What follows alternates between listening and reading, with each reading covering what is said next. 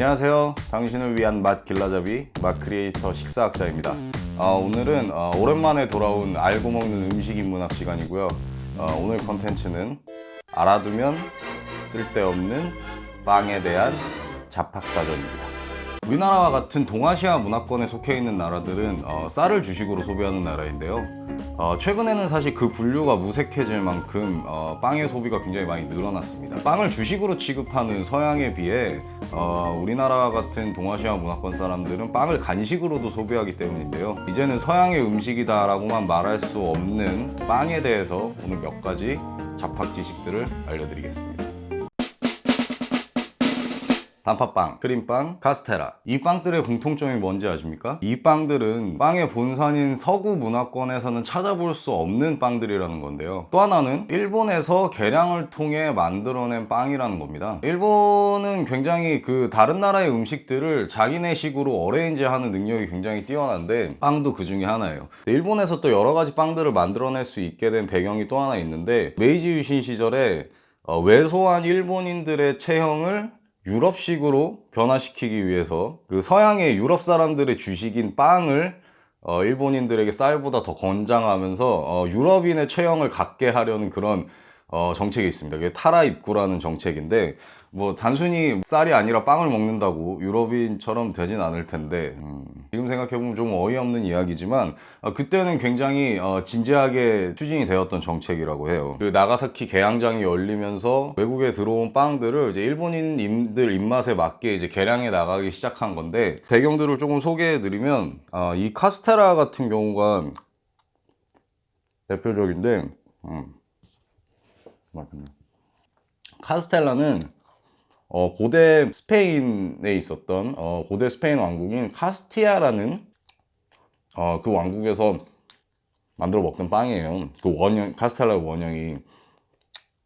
그래서 그 카스텔라가 포르투갈에 전해지면서 빵 데 카스텔라라는 이름으로 바뀌어서 발전하게 되고, 포르투갈 선원이 나가사키 개량장에 그 빵 데 카스텔라라는 빵을 가지고 들어와서 일본인들이 그걸 일본인들의 입맛에 맞게 카스텔라로 발전을 시킨 것이 우리가 지금 먹고 있는 카스텔라입니다. 유럽의 빵 중에 카스텔라랑 비슷한 거를 찾으라면, 뭐 굳이 찾으라면 시폰 케이크 정도겠지만, 못 드셔보신 분들은 아시겠지만 어머니 다르죠. 굉장히 다른 빵입니다. 특히나 일본 나가사키 지방에서 먹는 카스텔라는 시폰 케이크와는 정말 전혀 다른 느낌이에요. 기회가 되시면 꼭 한번 가셔서 먹어보시기 바랍니다. 굉장히 오래된 집들이 많이 있습니다. 네, 다음 말씀드릴 빵은 단팥빵입니다.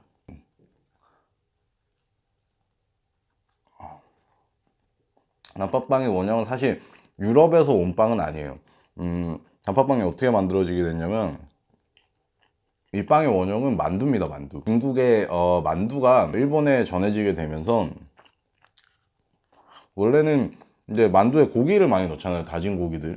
중국에서 만두가 전해지게 된 시점에 일본은 아시다시피 불교가 오랜 시간 동안 국교였기 때문에 굉장히 오랫동안 고기를 먹지 않았다고 합니다.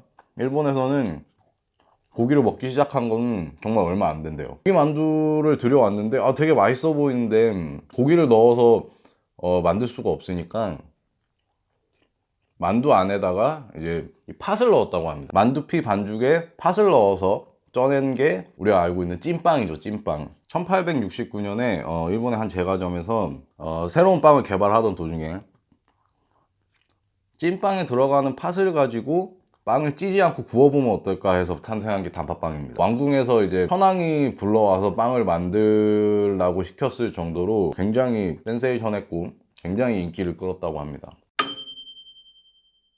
네, 다음은 크림빵입니다. 크림빵, 제가 이제 빵을 사러 제과점에 갔는데 그 옛날 스타일 크림빵은 없더라고요. 요새는 잘 안 파는 것 같아요. 옛날 크림빵이 맛있는데. 이거는 우유 크림빵입니다. 어쨌든 뭐 크림이 들어있으니까. 크림빵 같은 경우는 유럽의 빵인 슈크림빵하고 일본에서 만들어낸 빵인 단팥빵이 결합돼서 나온 음식이라고 할 수 있는데, 일본에서 1904년부터 판매가 됩니다. 일본에 나카무라 제과점이라는 제과점이 있는데, 거기에 창업주분이 소마 아이조라는 사람이에요. 어느 날 우연히 슈크림을 먹어보게 됩니다. 지금이야 뭐 슈크림이 흔하지만은 100년 전에 동양 사람이 슈크림을 처음 먹었으니 굉장히 그 충격적이었겠죠. 그 빵을 이제 나도 팔아보고 싶다라고 생각을 하는데, 그때 이제 생각이 난 것이 그때 한창 선풍적인 인기를 끌고 있던 단팥빵이에요.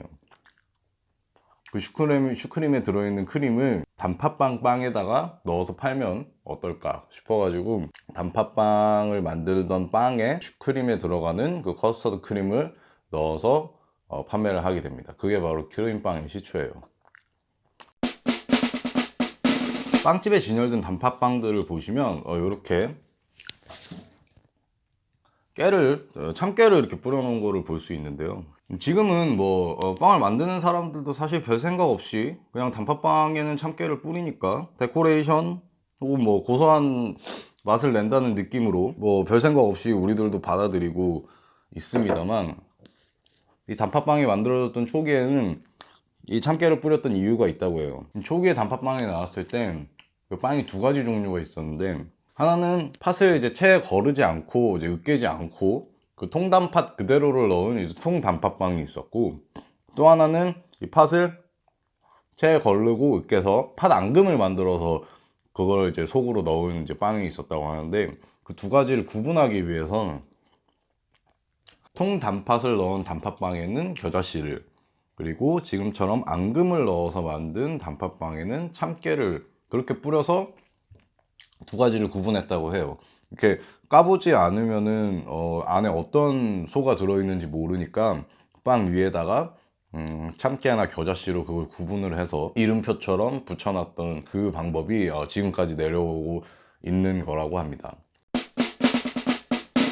여러분, 요 슈크림 좋아하십니까? 저는 크림을 굉장히 좋아해서 크림 굉장히 좋아하는데, 이 촉촉한 페스츄리에 이 달콤한 크림이 들어있는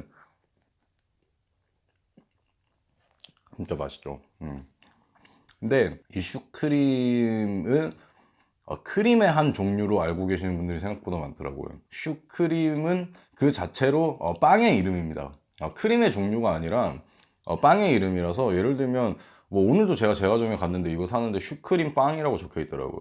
슈크림 빵이라고 하면은 약간 그 역전압 같은 느낌의 뉘앙스가 되기 때문에 그냥 슈크림이 맞습니다. 이 슈크림이 프랑스어로 슈는 양배추라는 뜻이라고 해요. 크림을 넣은 이 빵이 이제 부풀어 오른 모습이 약간 양배추처럼 생겼다고 해서 이걸 슈라고 부르고, 거기에 이제 크림을 넣었기 때문에 이 빵 이름을 슈크림이라고 붙였다고 합니다. 그러니까 슈크림은 크림 종류가 아니라 빵의 이름입니다. 슈크림 빵은 잘못된 얘기겠죠.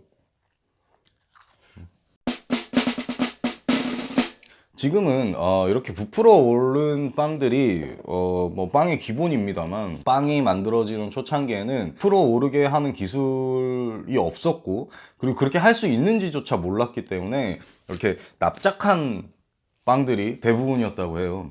그 빵을 부풀게 한 사람들이 바로 이제 고대 이집트인들인데, 고대 이집트는 굉장히 빵을 많이 먹었다고 해요.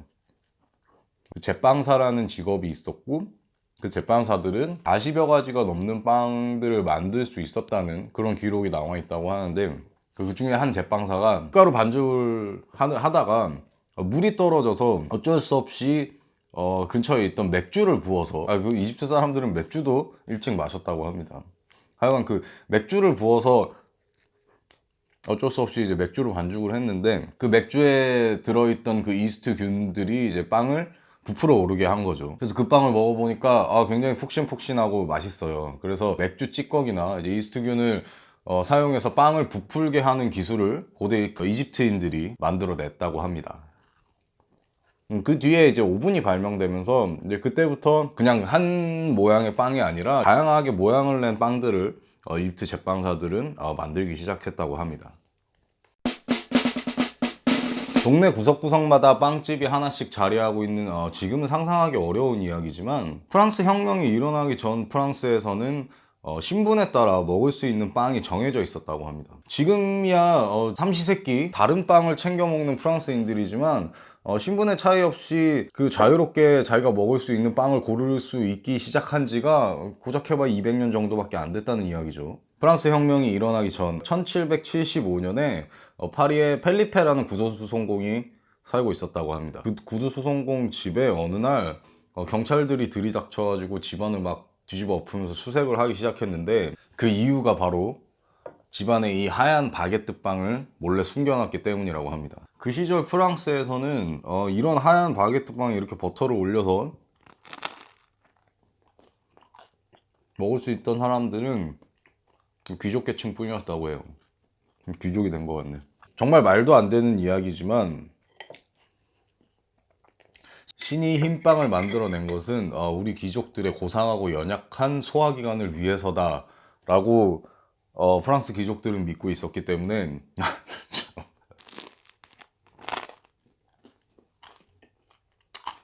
뭐 예를 들어 농부라던가 현민계층이 이 흰빵을 먹을 경우에 처벌하고 있었습니다.